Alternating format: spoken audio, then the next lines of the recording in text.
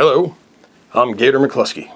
I wanted to make a video explaining a little bit about myself to those of you who may be interested in how I got here. Basically a self-examination of my past, highlighting my creative journey to this specific channel. A channel that you may or may not be enjoying. See, I started making videos when I was only 12 years old. As a child of the 70s, I would use my parents' Super 8mm film camera. These Lego animations got me going. Then when I was 15, I got my first job at a video store called Captain Video. One of the benefits of working there was being able to take home a rental camera now and then, allowing me to make some short movies with my buddy Andy Best and some family members who helped support my crazy ideas. This knockoff of the Terminator was the first of many. What do you want? When I graduated high school in 1986, my parents got me my very own video camera as my graduation present. And that's when I was able to start the long process of developing my very own cable access show called Check It Out. Check this one out. The show ran on TKR cable for almost 10 years in Rockland County, New York. Had a reasonable fan base. Local subscribers would watch it on their channel 22 or 19, whatever it showed up on. You didn't get the fake tape. You didn't get your tape fix yet? No, you didn't either. I didn't. If you watch some of those Check It Out videos on my other YouTube channel, you can see how I progressed as a producer, writer, editor. Oh, hey, get me out of here. I was making off-color comedy sketches. Kind of felt like I was Jackass before Jackass. I also worked with several area rock bands and did music videos for them that would air on my cable show. Being a huge fan of music and hard rock in particular, I loved hanging out with these guys and would ultimately get serious about my own music in the years to come. In the early 90s, I met who I consider to be one of the funniest comedians to ever walk the face of the earth. Out with a friend one night, I caught Otto Peterson's stand-up performance at a dive bar in New Jersey. I never laughed so hard in my life watching the amazing Otto and George perform on stage. Hey, schmuck, you missed a good one. After the show, I asked Otto, I said, "Do you have anything to sell? Do you have any tapes, videos? I would have bought anything." He had nothing. So I took advantage of that opportunity and I gave him my number, and I offered him my services as a fan to help set him up with some videos and recordings that would eventually be released as a comedy album called Dirty Puppet, a collector's item for anyone who can find an original copy. Good evening. Welcome to Movies on Plastic. We're here with my good friend, Mr. Otto Peterson of Otto and George. How you doing today, Otto? Next week, the Al-Qaeda will be doing something in here, probably, right? All right, coming up here at the corner, you make a left. No, it's a right. I hope you know where you're going. You know, gas ain't cheap, okay? I went to a gas station yesterday. I asked the guy for $3 worth of gas. He sprayed it behind my ear. Years later, Otto would help me close out my cable access show with Telecrappies, a short movie that some consider a cult classic. The concept was to create the most absurd setting for Otto to work his comedy around, and I did. I threw my friends in there. Otto had some comedian buddies that we brought in, and we let the comedy flow from the genius mind of Otto Peterson. Thrifty dick. Cut! Holy shit, I'll fuck my line up. If you only watch one thing on my other channel, I'd suggest Telecrappies, as it's one of my proudest moments as a writer-director. What are you talking about? Joaquin's a French name. You don't know what you're talking about. Doesn't that name sound like he got hit with a flagpole? Joaquin! We worked together on many projects through the years, but his untimely death in 2014 at the age of 53 shocked and saddened all of us. To this day, I can't believe he's gone. I'm currently working on a documentary about his life, and it's in the early stages, but hopefully it helps tell the story of this amazing comic genius, a tremendous friend who I was blessed to have in my life. And look, I got a big heart on.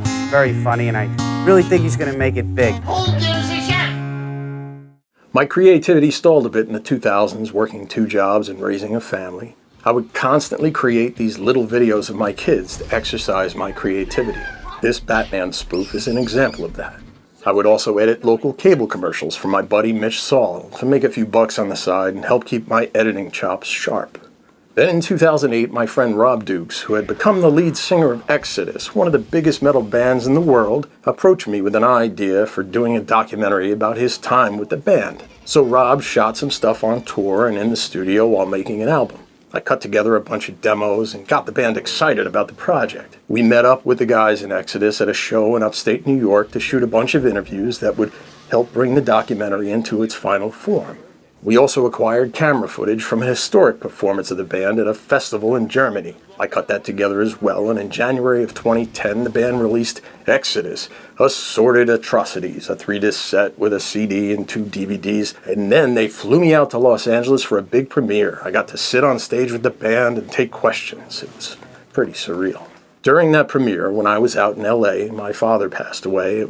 It was a difficult time, but something I'll always look back on with mixed feelings, as my father wanted me to go, even though we both knew we may never see each other again. I've kept in touch with the guys in Exodus, and Gary Holt asked me to work on his latest documentary that explores the making of their upcoming album, Persona Non Grata, due in November of 2021.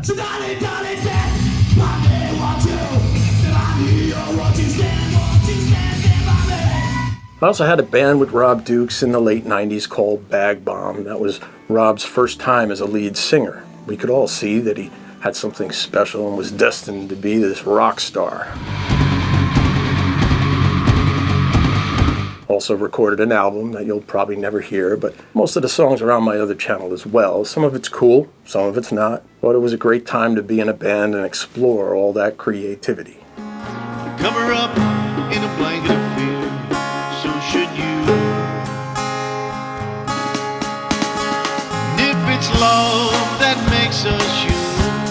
In 2013, I left New York and moved to Tampa, Florida. And during a block party in my new neighborhood, I met James Arthur, a police officer who happened to live a few doors down. He was entertaining the kids with his acoustic guitar and his vocals that sounded like Johnny Cash, one of my favorite singers. So I approached him about getting together and recording some music, and we started the band Wheelhouse Junction. With us going out to the movies, with us going out. We actually did 4 albums with this band, eventually adding guitarist Alex Algarin, another friend I made here in Tampa. But when you stop by to see if I'm okay. This project helped me grow into a better drummer and also started me on the path of learning how to produce and engineer music, something I would really embrace in the years to come. Explain.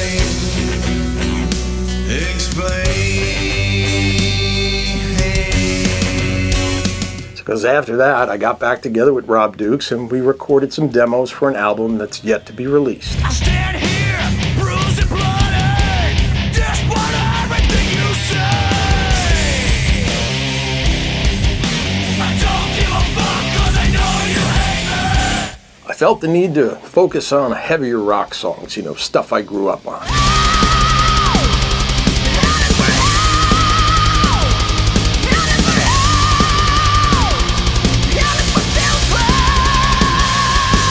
So in 2019, I met Charles William Hardin and we created the band New Messiah, a concept album of cover songs. Our first album was called Voice of Choice. We decided to recruit as many different singers as we could for the album, and with my Exodus contacts, I was able to get legendary thrash drummer Tom Hunting to sing on 4 songs. An incredible honor, as Tom is one of my heroes, not only as a drummer, but as a human being. Craig, what's happening? See, Tom has been fighting a long battle with stomach cancer and seemed to have kicked cancer's ass as he prepares for a huge comeback in 2022. 'Cause if you really wanna hear our news, you haven't done a fucking thing. Yeah, nothing. In addition to Tom, Daryl DMC McDaniels from Run DMC, who Rob Dukes introduced me to, sang on our cover of The Times' Jungle Love from the film Purple Rain. Jungle love. Girl, I'd love to show you. Jungle love. Daryl not only lent his vocals to the track, but he wrote original lyrics for his part of the song. I got the time like Morris Day. Girl, me and you are going all the way. My heart is beating like jungle drums. Jungle love, baby, here it comes. Daryl's just a genuinely, amazingly great guy. Baby, can you hear my message flow? The follow-up to Voice of Choice was called Artigas, named after the singer who we recruited for these tracks. Davis Artigas is from Venezuela and has one of the greatest singing voices I've ever heard.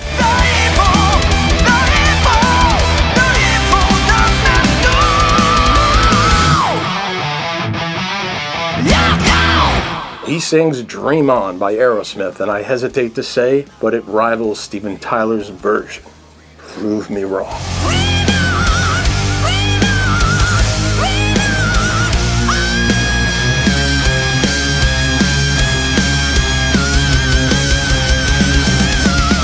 We also did our first original track, the song Disclosure.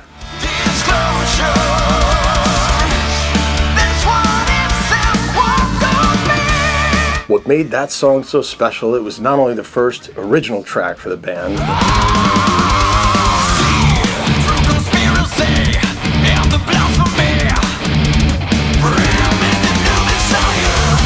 we got Gary Holt of Exodus and Slayer to play the main guitar solo that closes out that epic song, and it's brilliant.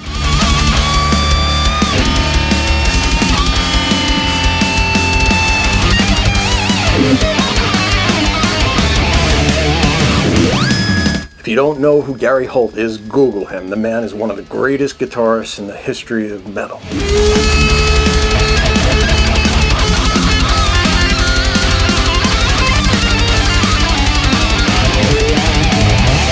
When the pandemic hit in early 2020, I decided to spend my downtime creating this very YouTube channel you're watching. Something I had always wanted to do. This is the first Bond film shot entirely in IMAX, and the visuals are stunning to say the least. Dedicated to film reviews and documentaries about my favorite actors and directors. Well, let's start with the good. The look, the feel, the sound of the film is top notch, but I think we all saw that in the trailer. After getting the channel up and running with a handful of reviews and a few ridiculous interviews. Christopher, is it true you paid Ben Affleck $3 million to turn down Tenet? Also, you could avoid all his Batman jokes on the set. Is that true? It was a little more expensive than that. I decided to dig in on my first long-form documentary, starting with the late, great Burt Reynolds. Oh, shit! Once I dove into the project, I started to feel the pressure to honor his legacy with the most accuracy and detail possible, along with providing a unique, entertaining presentation that would stand alone as his definitive life story. Nothing like the life of a Hollywood studman, right? That's a great song. And we love this film. Watch it over and over and over. This ongoing project continues to challenge me and has brought many fans and friends of Burt into my life, including Elaine Blake Shell, who was Burt's personal assistant for almost 20 years. Elaine was kind enough to allow me to interview her for the channel and gave me incredible stories to share with his fans. She also gave me these rare artifacts that I'll forever cherish, along with her friendship that came to me from the success of this channel and my focus on Burt's long and historic career. I also brought in another Burt Reynolds historian, Mr. Al Glasgow, to help me write the scripts for these segments that are presented as chapters in the life of one of the biggest movie stars in history. Al's research has helped me take the project to the fans with more accuracy and detail. My other goal for this channel is to create classic film documentaries and comedy sketches that bring me back to the early days of public access television. I know you've said that the coronavirus hasn't been as bad for you as many people would think in terms of symptoms. How are you feeling today? I feel like dog shit, actually. I also interviewed celebrities who tend to underappreciate my efforts. This is your second film, right? The first one you did was called Gladiator? Well, not to be a dick, but I've got a few. Movies, right? You mean after Gladiator or before? You're getting pretty old. Are you going to stop acting soon? Like, what are you going to do after you stop acting? I usually answer that question by saying I haven't decided what I'm going to do when I grow up. I don't get it. But I try to make it funny, entertaining and different. I have to ask you, why did all the bad guys have subtitles, but your character didn't have any? I mean, was that a mistake by Netflix? Because it doesn't seem fair that they would have subtitles, but you didn't get any. Oh, really? You did? Oh, that's okay. Well, apologies for. I thought you meant subtitles for me. I'm like, I'm not that difficult to understand, is it? No. I meant subtitles for you. I had no idea what you were saying. Because you were like, "Hey, matey, put another shrimp on the Barbie, matey." And I pay tribute to classic films like Young Frankenstein. It's not a review, it's more of a documentary, a mini documentary. I mean, a perfect film with suspense and comedy and horror. Not to beat an old expression to death, but they just don't make films like this anymore. I take time to show you what I feel is great about the film. I don't understand a fucking word you're saying. I plan on doing more of these classic film documentaries for movies I love, like The Shawshank Redemption and Dog Day Afternoon. Most recently, I started adding some new series to the Gator channel, including directors' commentary videos that present in-depth stories behind the making of some of my favorite films. We're coming up to this famous scene of the mountain men who come and attack. Plus, I've started to bring some of my music over to the channel when they touch on soundtrack covers or themes that surround feature films. Eastbound and down, loaded up and trucking. But we gonna do what they say can't be done. We've got a long way to go, and it's short time to get there. I'm eastbound, just watch our bandit run. I'll always be featured as the drummer for all of these music videos, and I have several already on the channel for you to check out.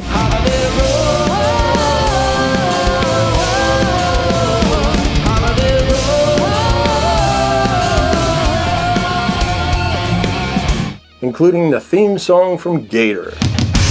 He was raised in the swamp, in the back of the slough. Used in the opening theme of the Burt Reynolds story documentary. Well, Gator McKlusky is sitting on a stump with the hammer pulled back on a 12-gauge pump. Watching that swamp, looking out for the law. Well, it makes the best corn that you ever saw. I'm also really proud of our work on this cover of Johnny Cash's Folsom Prison Blues from Walk the Line. Now when I was just a baby, my mama told me, son, always be a good boy, don't ever play with guns. But I shot a man in Reno just to watch him die. Finally, I'm in search of rare deleted scenes from Burt Reynolds movies.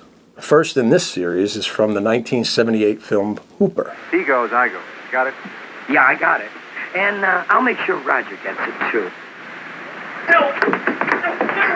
These lost scenes were a gift from a subscriber to the channel. I've been looking for them for many years. So as you can see, I've had a long road to get to this point, and hopefully now you have a better idea as to what defined my life and brought me to this channel. I've focused on several forms of entertainment, including comedy, music, and documentaries. Perhaps if you see something you don't like, you won't leave the channel, but maybe explore the other content on this or my other channel. I encourage you to jump on over to that other channel and see some of those older videos. Music and all the comedy shorts that may make you either laugh or cringe. There's some crazy ass shit over there, including a 1 minute long clip of people just slapping each other that cracks me up. Something I watch maybe 3 times a day because it makes me happy. I'll leave a link in the description for that other YouTube channel. It's actually named after an old friend of mine, Mr. Craig Cefola. He's a good dude. Horrible name, but good dude. Spend some time there, subscribe, like, and hopefully you'll be entertained. I thank you for watching and look forward to bringing you the next chapter in my constantly growing channel. Congratulations, you made it to the end of this video. A video was all about me. For now, Gator, out. Watch for new movie reviews and documentary series. Don't forget to subscribe and click on that bell so you know when new reviews arrive.